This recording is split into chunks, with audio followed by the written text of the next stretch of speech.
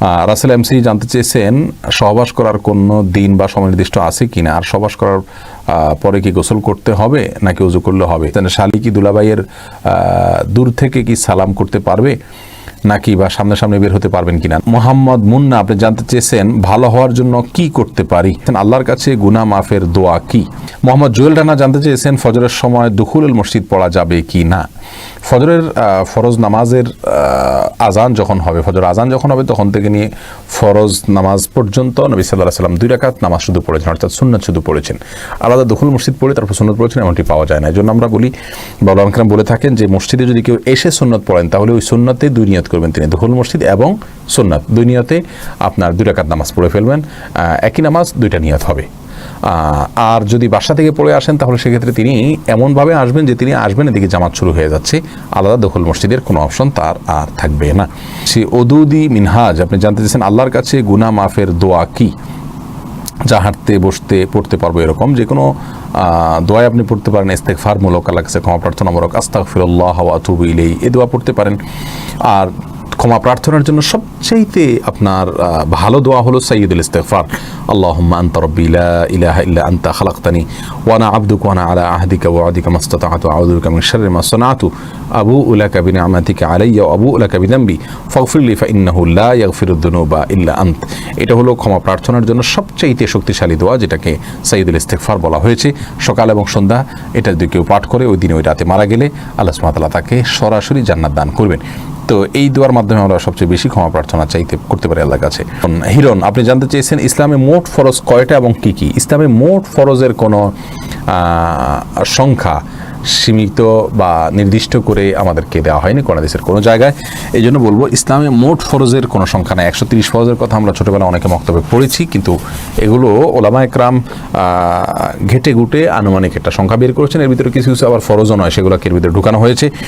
আবার এর বাইরেও অনেক ফরজ রয়েছে। আসলে মোট ফরজ এটা ব্যক্তি বিশেষে ভ্যারি করে। কথার কথা একজন ব্যবসায়ী হলে তার জন্য হালাল পদ্ধতিতে ব্যবসা করা ফরজ, কিন্তু যেটি ব্যবসা না তার জন্য এই বিধানটা আসে না।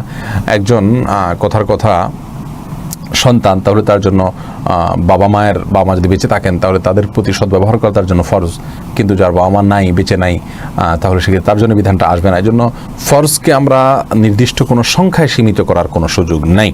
কোরআন এবং সুন্নাহ যেটা পড়তে আমাদেরকে করতে বাধ্য করেছে এবং সেটা অকাট্য দলিল দ্বারা প্রমাণিত হয়েছে সেটাকে ফরজ বলা হয়। এই সংজ্ঞার আলোকে ফরজের সংখ্যা অনেক হতে পারে। এরপরে প্রশ্ন করেছেন তাসনিম তাহসিন আপনি জানতেছেন অজু অবস্থায় বাচ্চার মলমূত্র পরিষ্কার করলে কি অজু ভেঙে যাবে? না বোন, অজু ভাঙবে না। বাচ্চার মলমূত্র পরিষ্কার করলে আপনি হাতে বা শরীরে যে জায়গায় আপনার মলমূত্রটা লাগবে ওই জায়গাটা আপনি ধুয়ে ফেললেন, বড়জোর অবস্থাতেই আপনার অজু হয়ে যাবে। তাতে আপনি পবিত্র থাকবেন, পরিচ্ছন্ন হয়ে গেলেন, কিন্তু আপনার অজু ভঙ্গ হবে না। শরীফ পিএল আপনি জানতে চেয়েছেন ফরজ নামাজের জামাত শুরু হলে এই সময় সুন্নত নামাজ পড়া যাবে কি না? ফরজ নামাজের সুন্নত শুরু হলে সুন্নত নামাজ পড়া যাবে না। রাসূল করিম সাল্লাল্লাহু আলাইহি ওয়াসাল্লাম বলেছেন ইযা উকিমাতিস সালাহ ফালা সালাতা ইল্লাল মাকতুবা, যখন সালাতের ইকামত হয়, নামাজ যখন ইকামত হয় তখন ফরজ নামাজ ছাড়া আর কোনো নামাজ পড়া যায় না। বিধায় আমরা ফরজ নামাজের ইকামত শুরু হলে অন্য কোনো নামাজ আর পড়ব না। আর এর বাইরে ফজরের নামাজ যেটা শুধুমাত্র এই সুন্নাতটার সম্পর্কে অনেক ওলামা ইকরাম, বিশেষ করে আমাদের উলামা ইকরাম বলে থাকেন যে এটা এক্সেপশন, যদি এই সুন্নাত পড়ে দ্বিতীয় রাকাতে ইমামকে পাওয়া যাবে মনে হয় তাহলে সেক্ষেত্রে এই সুন্নাত পড়বেন। এবং এর সপক্ষে আব্দুল্লাহ ইবনে মাসউদ রাদিয়াল্লাহু আনহু সহ কোনো সাহাবীর আমল পাওয়া যায়, তারা পড়েছেন। তো সেক্ষেত্রেও মসজিদের ভেতরে পড়া উচিত নয়, যার ফলে মানুষ চলাচলে অসুবিধা হয়, কাতার পূর্ণ করতে অনেক সময় ব্যাঘাত সৃষ্টি করে। বারান্দা, দোতলায় বা অন্য কোনো জায়গায় পড়লে সেটা হতে পারে। এরপরে প্রশ্ন করেছেন এমডি সাইদুর রহমান, জনৈক বক্তা বলেছেন জাহান্নামে গেলে আর বের হওয়া যাবে না। এই সম্পর্কে আমরা এই সম্পর্কে বলেছি, আমাদের এই সম্পর্কে কথা রয়েছে আমাদের চ্যানেলে এবং পেজে, দেখে নেবেন। সে বক্তা সঠিক কথা বলেননি। এটা আহলুস সুন্নাহ ওয়াল জামাতের আকীদা নয়। যারা আহলুস সুন্নাহ ওয়াল জামাতের অন্তর্ভুক্ত নন এটা তাদের আকীদা।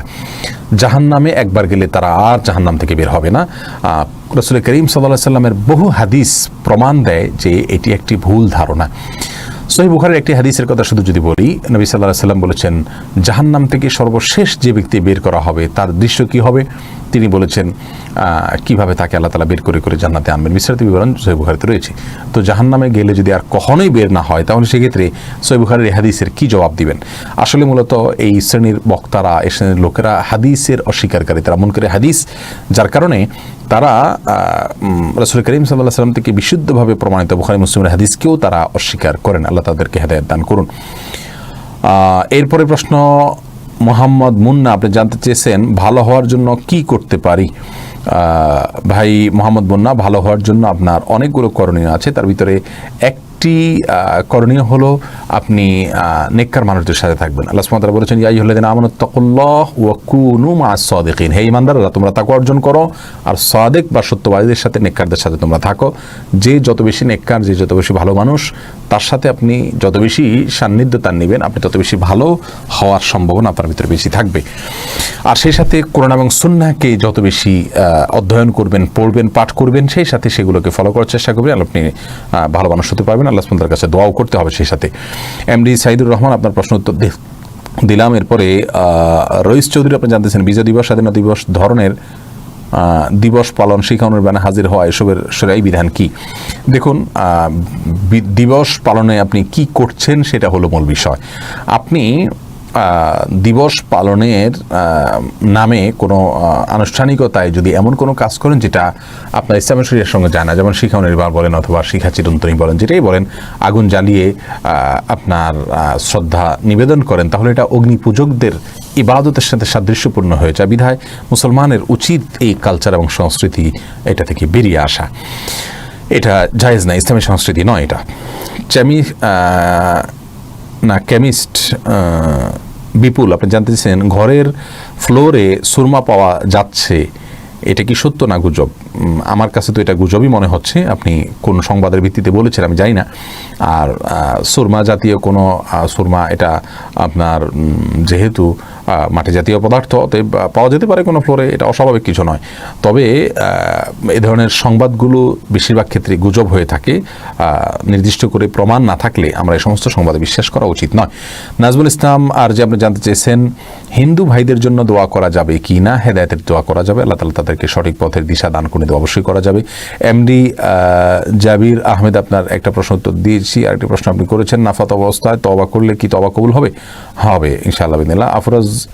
আফজালুজ্জামান সাজু, আপনি জানতেছেন শালি কি দুলাভাইয়ের দূর থেকে কি সালাম করতে পারবে নাকি বা সামনে বের হতে পারবেন কিনা? না, শালি দুলাভাই এটা হলো আপনার এমন একটা সম্পর্ক যে সম্পর্কটাকে বলা যেতে পারে সাপের সাথে আপনার নেউলের যে সম্পর্ক, এরকম সম্পর্কের মতো, অর্থাৎ এরকম হওয়া উচিত।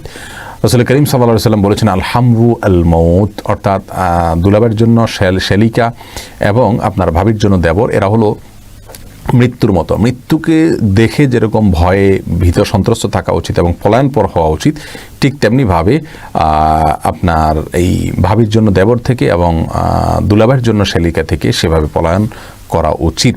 কারণ এর মাধ্যমে আপনার আস্তে আস্তে আস্তে শয়তান আপনার গুনাহের পথে তাদেরকে নিয়ে যায়। এজন্য সালাম সাধারণ অবস্থাতে যদি যুবতী মেয়ে হয় তাহলে অন্য পুরুষকে সালাম দিলে ফিতনার আশঙ্কা থাকলে সেখানে সালাম দিবে না, আর ফিতনার আশঙ্কা না থাকলে সালাম দেওয়া যেতে পারে, আর সামনে বের হওয়ার তো প্রশ্নই আসতে পারে না।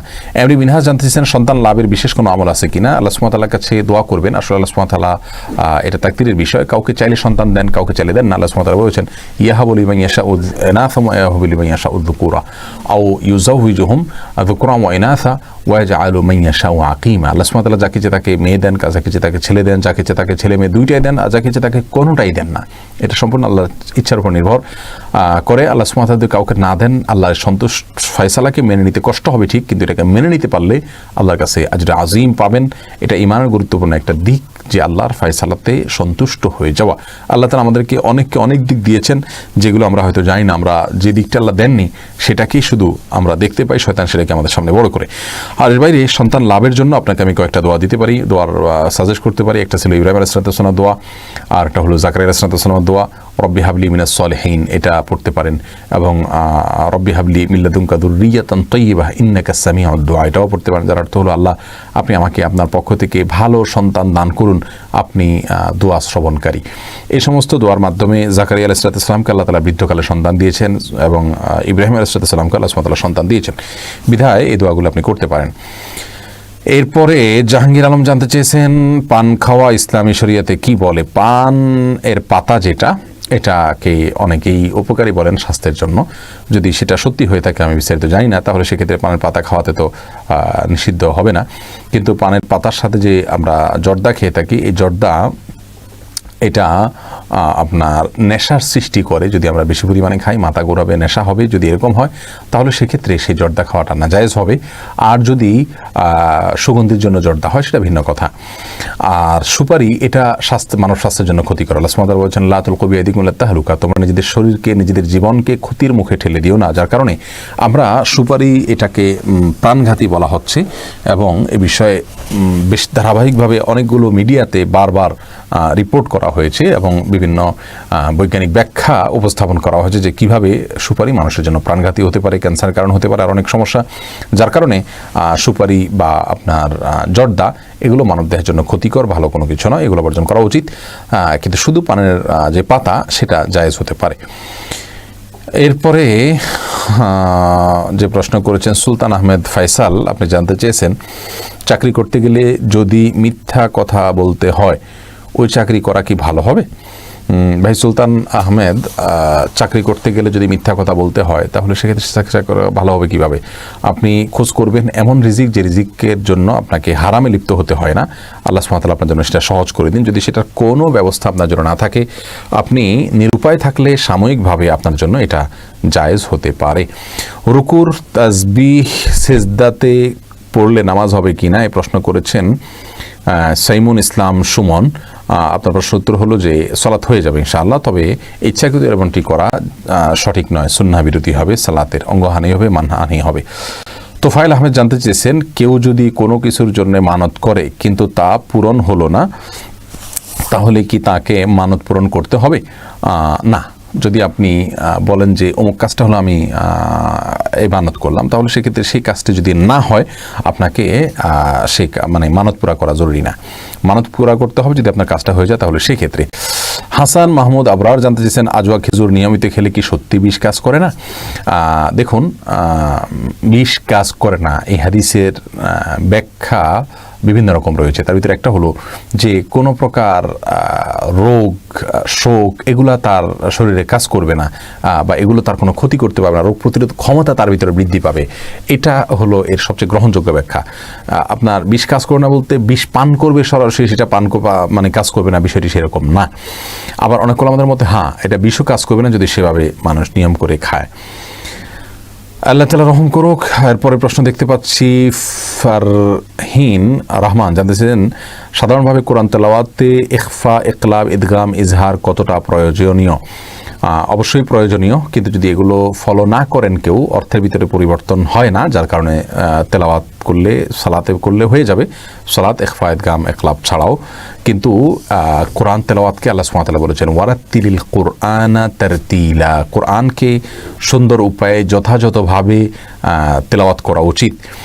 আপনি আল্লাহ সুবহানাহু ওয়া তাআলার কালাম তেলাওয়াত করবেন আল্লাহকে সন্তুষ্ট করবার জন্য, তাহলে সেটা যদি হক আদায় না করে করেন, সুন্দর করে না করে করেন, আপনি যদি কোনো প্রেসিডেন্ট, প্রধানমন্ত্রীর কাছে, কোনো পদস্থ ব্যক্তির সামনে তার স্তুতি বাক্য বলতে গিয়ে আপনি ভুল ভাল বলেন এবং অশুদ্ধ উচ্চারণের বলেন এবং তাড়াহুড়ো করে বলেন এবং সেটার আপনার যে কোয়ালিটি থাকা দরকার সেটা লক্ষ্য না করেন, তাহলে সেক্ষেত্রে এটা আপনার জন্য হবে, আপনার কি বলে, এটা আপনার জন্য কখনোই তার সন্তুষ্টি অর্জনের মাধ্যম হবে না। ঠিক তেমনিভাবে কোরআন তেলাওয়াতে এগুলো গুণাগুলো করা উচিত। রাহুল দা ইসলাম জানতে চেয়েছেন ভারত থেকে বলছি নামাজ এর পর হাত তুলে দোয়া করা যাবে কিনা? নামাজের পরে আপনি কখনো হাত তুলে দোয়া করলেন কদাচিৎ ভিন্ন কথা, করতে পারেন, কিন্তু এটাকে সিস্টেম বানিয়ে নেওয়ার আমাদের পরপর অনেকে অটোমেটিক হাত তোলেন, এটা সঠিক নয়। রাসেল এমসি জানতে চেয়েছেন সহবাস করার কোনো দিন বা সময় নির্দিষ্ট আছে কিনা, আর সহবাস করার পরে কি গোসল করতে হবে নাকি উজু করলে হবে? যদি তখন গোসল করার সুযোগ না থাকে তাহলে উজু করে নিলেই চলবে, কিন্তু পরবর্তী নামাজের আগে আগে আপনাকে গোসল করতে হবে। আর জুমার দিন সহবাস করাকে সুন্নাহ বলেছেন ওলামা ইকরাম, বিশেষ কিছু হাদিসের কারণে। এর বাইরে আপনার যখন প্রয়োজন হবে আপনি তখনই করবেন। এরপরে যে নিশাবা জানতেছেন কারো কাছে ক্ষমা চাইলে সে যদি ক্ষমা না করে তখন কি করণীয়? ক্ষমা তার কাছ থেকে আদায় করে নিতে হবে যদি ক্ষমা তার কাছ থেকে চাওয়ার মতো বিষয় থাকে। আপনি কি ধরনের অপরাধ করেছেন তার উপরে নির্ভর করবে আপনার প্রশ্নের উত্তর। আর্থিক যদি তার কোনো ক্ষতি করে থাকেন আর্থিক ক্ষতিপূরণ দিয়ে তারপরে এত ক্ষমা চাইবেন, তাহলে ক্ষমা হবে না। আর যদি অন্য কোনো ক্ষতি করে থাকেন তার কাছে ক্ষমা চাইবেন। তিনি যদি একান্ত হটকারিতা করেন বা কোনোভাবেই আপনাকে ক্ষমা না করেন, চেষ্টা আপনি সর্বাত্মক করবেন তাকে মন গলানোর জন্য। তা না হলে আপনি আল্লাহর দিকে মনোনিবেশ করুন। আল্লাহ তাআলা আপনার প্রতি সন্তুষ্ট হয়ে থাকলে তাকে আল্লাহ তাআলা সন্তুষ্ট করে নেবেন আপনার পক্ষ থেকে। কিয়ামতের দিন বিভিন্ন হাদিস থেকে সেরকমটি বোঝা যায়।